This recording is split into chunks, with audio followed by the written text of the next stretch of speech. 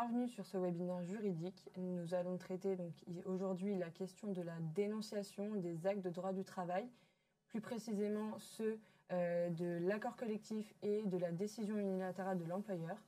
Donc, je me présente, je suis Marion Loras, juriste chez Collectim, et aujourd'hui nous accueillons Maître Vincent Alazard du cabinet Rigaud Avocat. Bonjour Vincent. Bonjour Marion, bonjour à tous, merci beaucoup pour l'invitation. Je suis Vincent Alazard du cabinet Rigaud Avocat. Donc, c'est un cabinet spécialisé en droit des rémunérations et de la protection sociale complémentaire.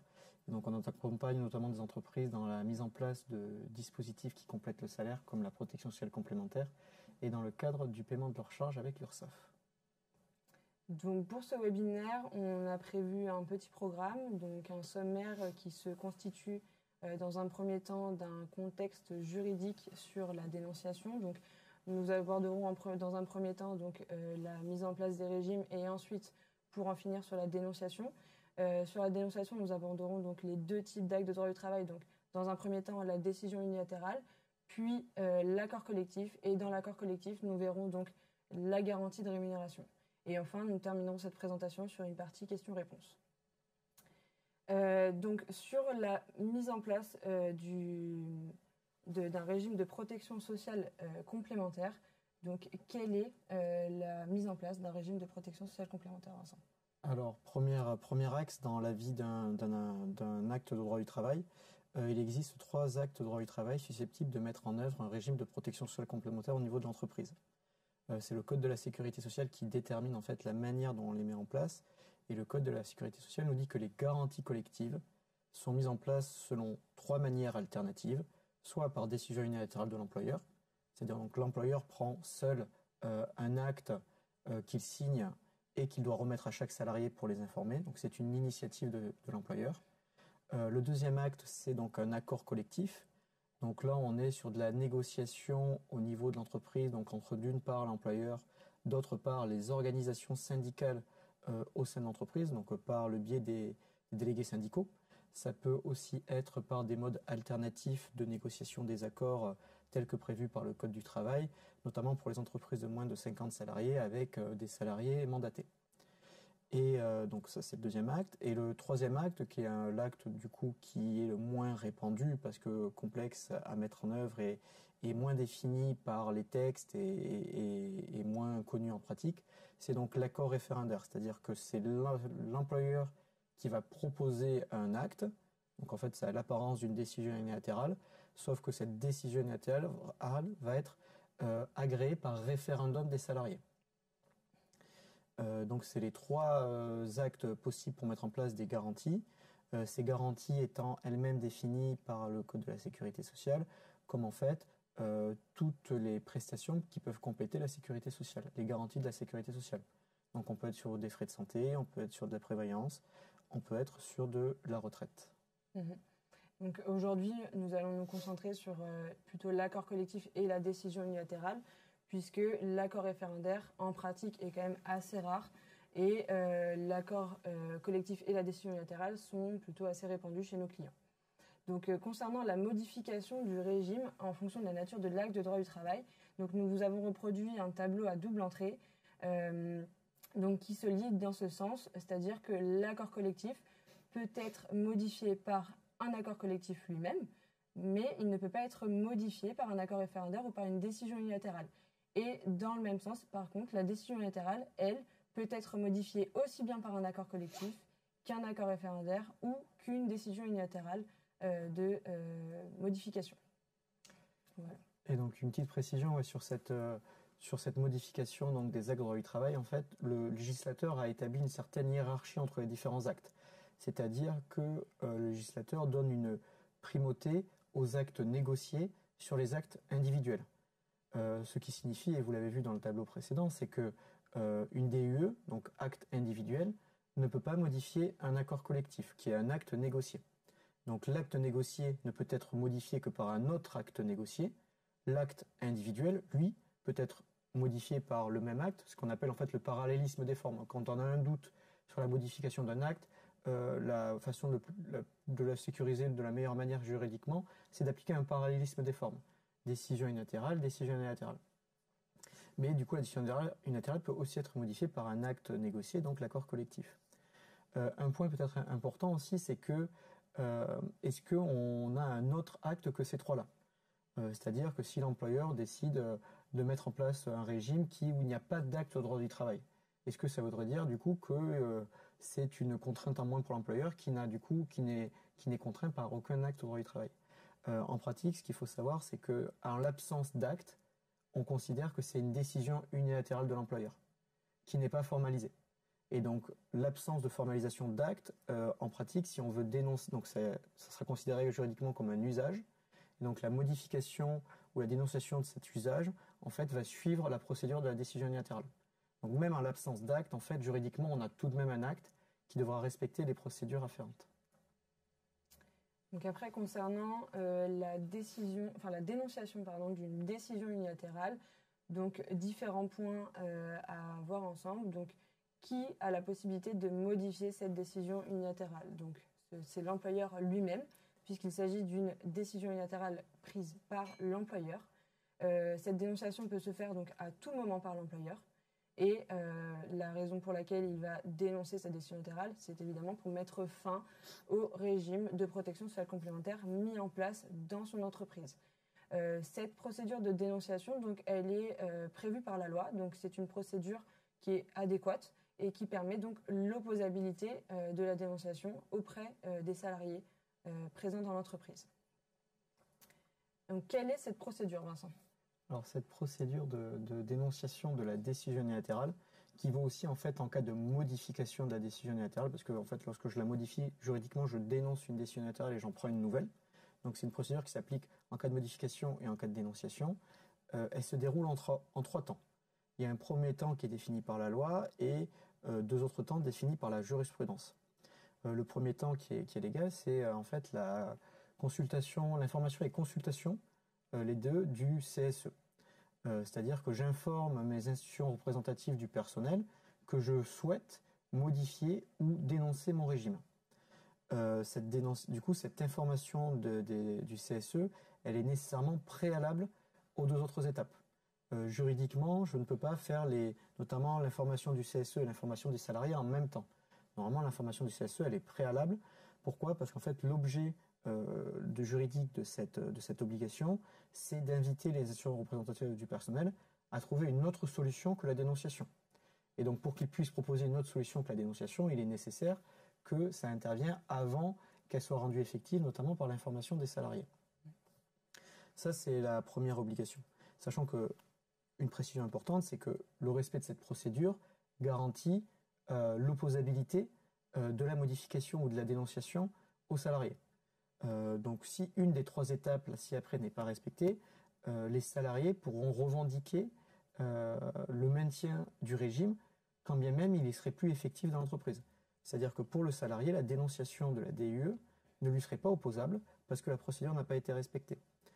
Donc lorsque j'améliore les garanties, ça ne pose pas forcément de difficulté parce que bien sûr les salariés n'auront pas contesté l'opposabilité de l'amélioration de leurs garanties. Par contre, lorsque je baisse les garanties ou que je supprime une garantie, là, la procédure doit être scrupuleusement respectée pour éviter toute difficulté. Donc, l'information du CSE, donc préalable à tous les autres actes. Le deuxième temps, c'est l'information des salariés concernés. Donc, cette information doit être individuelle, c'est-à-dire que je dois envoyer un courrier ou éventuellement un courriel à chaque salarié. Un point important, c'est dans le cadre de cette information individuelle, c'est que je ne dois pas demander l'avis du salarié. Je ne dois pas lui demander son autorisation. C'est-à-dire que c'est une simple information. Si jamais je demande l'autorisation dans le courrier au salarié, en fait, je contractualise l'avantage. Donc, sa modification, c'est une procédure qui est totalement différente après. Donc, j'informe le salarié individuellement. Et enfin, le dernier temps, c'est je respecte un certain délai entre l'information du CSE et du salarié et l'effectivité de la fin de l'extinction du régime. C'est ce qu'on appelle un délai de prévenance ou en fait un délai de préavis. Et donc la grande question sur ce délai de prévenance, c'est quelle est sa durée.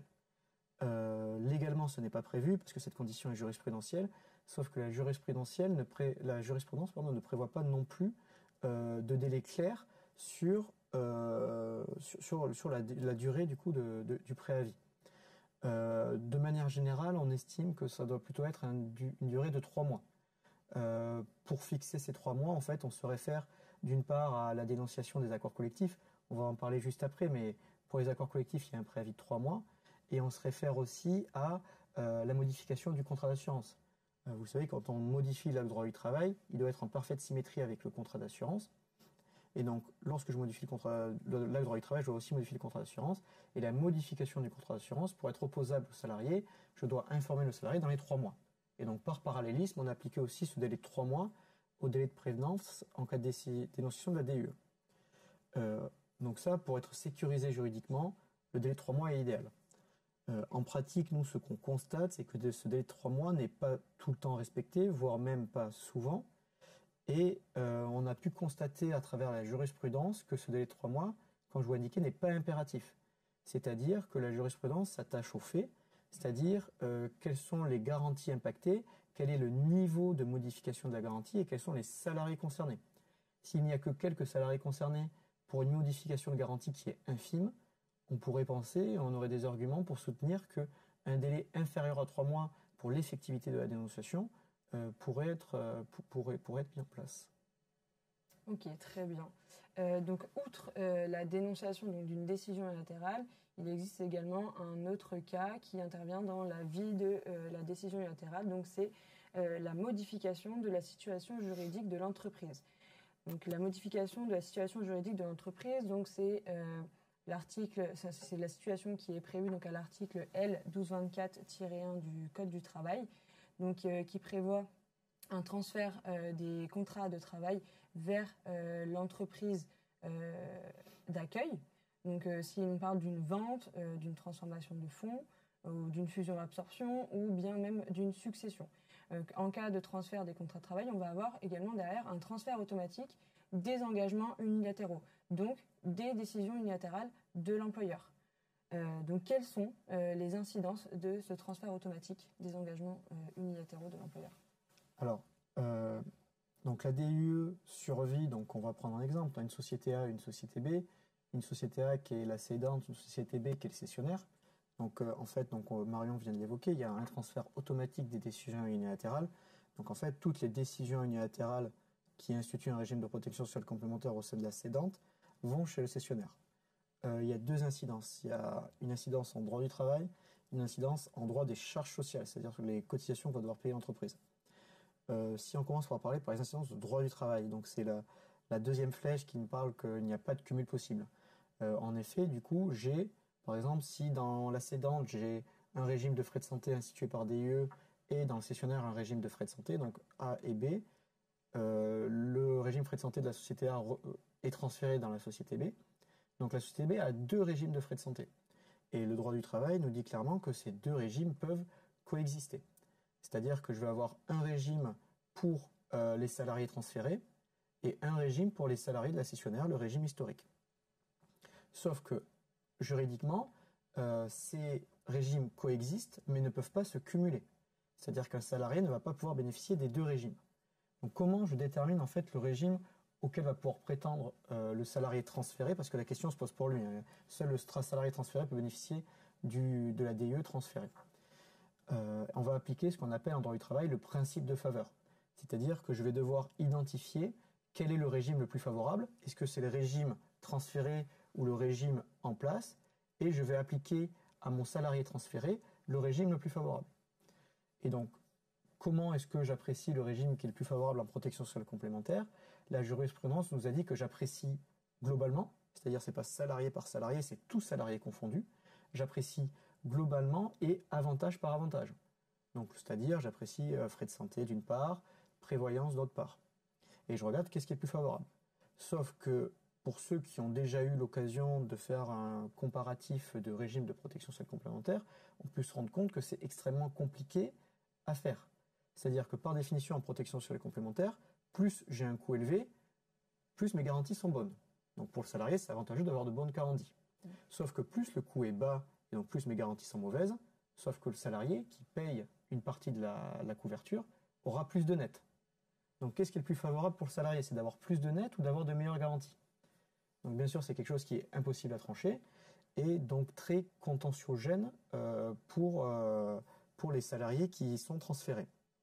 et qui vont, il y aura toujours des salariés qui vont vouloir soit le régime transféré parce qu'il coûte moins cher, soit le régime, par exemple, en place parce qu'il y a de meilleures garanties, et même s'il coûte moins cher, ils préfèrent avoir de meilleures garanties. Donc, quelle est la solution dans ce cadre-là? Et donc, on revient à la procédure qu'on évoquait, c'est en fait la dénonciation de la DIE transférée. Un point important, c'est que cette DIE transférée, cette dénonciation n'est pas automatique. Je dois la faire avec la procédure à 3 temps qu'on a évoquée juste avant. Donc, en fait, dans ce cas de la modification de la situation juridique de l'entreprise, avant même la modification et le transfert automatique des DIE, je dois réfléchir à une harmonisation globale des régimes, c'est-à-dire ceux qui vont arriver et ceux qui existent. Et donc là, donc pour éviter justement cette problématique d'appliquer le principe de faveur. Donc dans ce cas-là, j'ai 2 situations. Soit je dénonce la DIE qui arrive, ou éventuellement je dénonce la DIE existante et je mets en place la DIE qui arrive pour tout le monde. Soit je prends, c'est une autre alternative, la jurisprudence autorise qu'un accord collectif qui a le même objet qu'une DIE se substitue à cette dernière.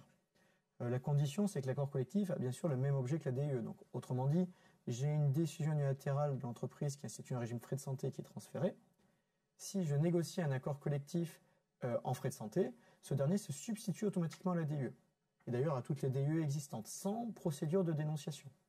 Donc ça permet d'éviter cette procédure un peu lourde de dénonciation des DIE. Ça, c'est sur l'aspect du coup droit du travail et harmonisation de mes régimes pour éviter ces problématiques de comparatif de régime. Au niveau des droits des charges sociales, c'est-à-dire que dans le droit du travail, droit des charges sociales, vous savez en fait sur toutes les rémunérations qui sont versées aux salariés, l'employeur paye des charges sociales. C'est aussi le cas sur le financement patronal d'une protection sociale complémentaire, c'est-à-dire que l'employeur paye une partie de la mutuelle, l'employeur paye une partie de la prévoyance. Sur cette part patronale, l'employeur paye des charges sociales. Sauf que ces charges sociales peuvent être réduites et sont exonérées sous plafond si on respecte plusieurs conditions. Donc on ne va pas revenir sur l'ensemble de ces conditions, mais notamment il y a une condition qui nous intéresse, c'est que pour être exonéré de charges sociales, le financement patronal doit concerner un régime qui est dit collectif. Collectif, ça signifie que le régime s'applique à l'ensemble des salariés, c'est-à-dire que tous les salariés de l'entreprise doivent bénéficier des mêmes garanties, du même financement patronal. Sous réserve de quelque chose qui est connu de la plupart des employeurs, c'est sous réserve d'instituer une catégorie objective, c'est-à-dire que je peux mettre des régimes qui ne concernent que certaines catégories objectives. Cela étant dit, lorsque j'ai un régime transféré dans ma nouvelle entreprise et que j'ai 2 régimes qui coexistent, en fait, je ne respecte pas mon caractère collectif parce que j'ai un régime qui concerne que les transférés et un régime qui ne concerne pas les transférés. Donc du coup, je n'ai pas un régime qui s'applique à tout le monde. Donc mes 2 régimes ne respectent pas le caractère collectif. Donc si mes régimes ne respectent pas le caractère collectif, le risque c'est de ne plus bénéficier des exonérations de charges sociales et en cas de contrôle d'avoir des discussions avec un inspecteur URSSAF. Toutefois, il y a la doctrine administrative qui est répertoriée dans le bulletin officiel de la sécurité sociale qu'on appelle le BOSS, qui a apporté des précisions pour solutionner ce genre de problématique et qui nous dit que en cas de transfert automatique d'une DIE suite à une modification de la situation juridique de l'entreprise, l'employeur a le droit de maintenir temporairement, et le texte nous dit bien temporairement, la décision unilatérale transférée, et que ce maintien temporaire, donc l'administration nous dit que ce maintien temporaire n'a pas d'incidence sur le caractère collectif du régime. Autrement dit, l'URSSAF ne peut pas me redresser, même si ma DIE ne bénéficie qu'à mes salariés transférés après transfert de la décision unilatérale. Mais la problématique, c'est que la DIE, du coup, une fois qu'elle est transférée, elle n'est pas dénoncée automatiquement. Et si l'employeur ne la dénonce pas, elle peut être maintenue pendant des semaines, des mois, voire des années. Nous, ça nous est déjà arrivé de voir en pratique des DIE qui étaient maintenues sur plusieurs années. Sauf que l'administration sociale nous dit que ce maintien n'est que temporaire. Et donc, en cas de contrôle de l'URSSAF, si l'inspecteur constate une DIE qui a été transférée et qui ne bénéficie qu'aux salariés transférés et qui est maintenue depuis des mois, et l'employeur continue à appliquer une exonération de charges sociales sur cette DIE, l'entreprise peut s'exposer à des questions, des interrogations de l'inspecteur, voire à un redressement, parce qu'en fait l'administration nous dit bien que cette tolérance sur le caractère collectif n'est que temporaire. Voilà, c'était les 2 points d'attention du coup en cas de transfert des DIE automatiques. Donc ensuite, après donc la dénonciation de la décision unilatérale, on verra donc la dénonciation de l'accord collectif. Donc l'accord collectif peut être dénoncé donc, par les parties signataires de l'accord, donc les organisations patronales et les organisations syndicales salariales signataires de l'accord. Donc elle peut se faire à tout moment, cette dénonciation, comme la dénonciation d'une décision unilatérale. La raison, donc, c'est exactement la même que la dénonciation d'une décision unilatérale. Donc c'est afin de mettre fin au régime de protection sociale complémentaire qui est en vigueur dans l'entreprise. Et bien évidemment, donc, la loi prévoit une procédure adéquate et qui dépend donc de la durée de l'accord collectif.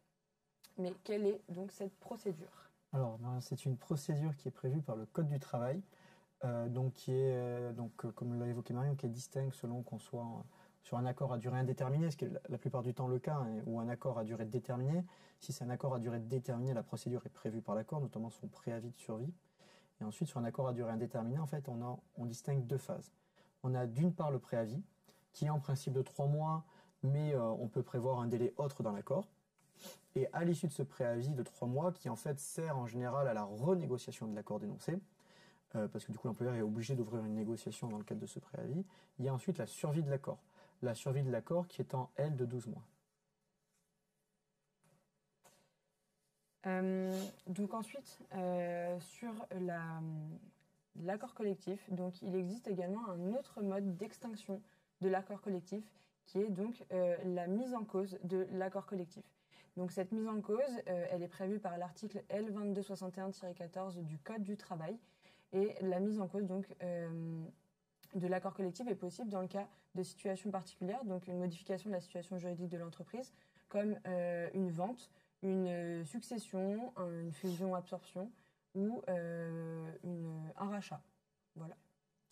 Et donc sur les incidences en fait de cette mise en cause, donc là c'est pareil, on peut distinguer droit du travail, droit des charges sociales. Sur l'aspect droit du travail, c'est simple, c'est la même procédure que pour la dénonciation, c'est-à-dire que j'ai un préavis de 3 mois minimum, que du coup, ou dans lequel je vais ouvrir une négociation pour négocier éventuellement un accord dit de substitution de cet accord collectif.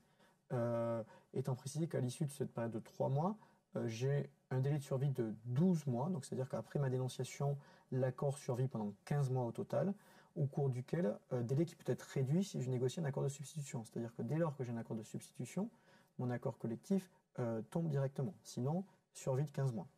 Ça, c'est en droit du travail.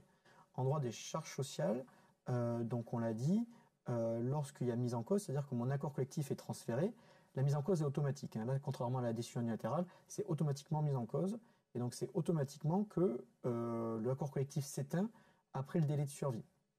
Sauf que pendant le délai de survie, j'ai une coexistence de 2 accords, avec donc les problématiques qu'on évoquait de principe de faveur, etc.